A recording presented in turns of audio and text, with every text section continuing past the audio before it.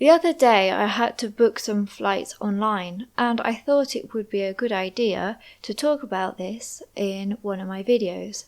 The first thing that I did was go onto the app. Then I had to select whether it would be a one-way trip or a return trip.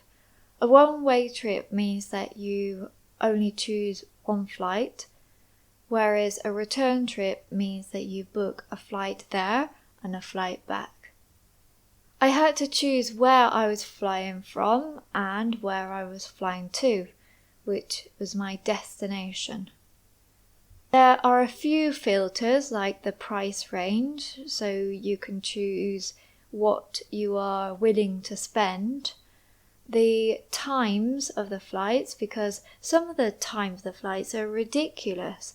Some leave at 5 o'clock in the morning, and a lot of people prefer to avoid these ridiculous times. They don't want to wake up at 2 o'clock in the morning to catch a flight, even though it is cheaper. When you do catch a flight in the early hours of the morning, like at 4 a.m. or 6 a.m., you have to be there 2 hours before. And you usually have to book a hotel, so in the end it can work out quite expensive. So you have to bear that in mind when booking your flights.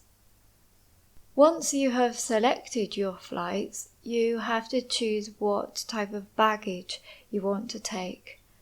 You can take a small handbag or backpack on the plane free of charge, but you usually have to pay for your suitcases.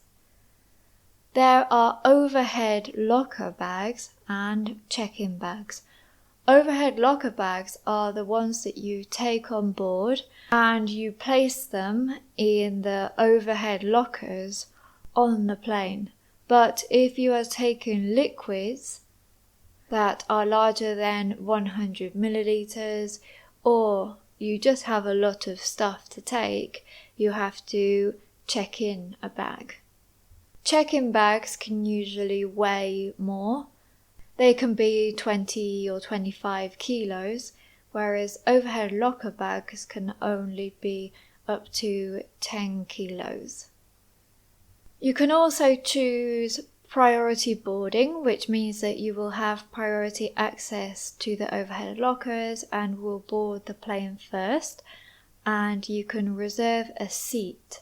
It's important to reserve a seat if you want to be sat next to someone. I know that if you're traveling with children, it usually assigns the seat automatically, so you don't have to worry about not sitting next to your child. But if you book 2 adults, then you usually have to reserve a seat. One thing that I hate when I'm booking a flight is that there are so many things that pop up, like paying for extra luggage, for priority, for a hotel, car hire, taxis. It's a shame that it's not more straightforward and clear. Before you pay for your flight, it's important to check that you have chosen the correct dates, because people often get that wrong and end up having to pay extra to change the date of their flight. A few days before your flight, you have to check in and get your boarding passes. When you check in, you normally have to type in your passport number, and once again, they will offer you more services and products like taking an extra bag, hotels, hotel transfers, taxis, hire cars, and everything that we say no to every time we book a flight. You can download your boarding pass as a PDF file to print it, or you can have it on your Google Wallet. Depending on your phone, you can keep it in different places to show it at the airport. I usually have a backup plan, so I usually have it on my Google Wallet, and I also download it as a PDF and send it by email to my parents. Just in case I lose my phone, I would still be able to access it on my tablet or my iPad, for example. I didn't used to do this. I always used to take it printed on a piece of paper, and then when they introduced the boarding pass on the app, I only used to have it on there.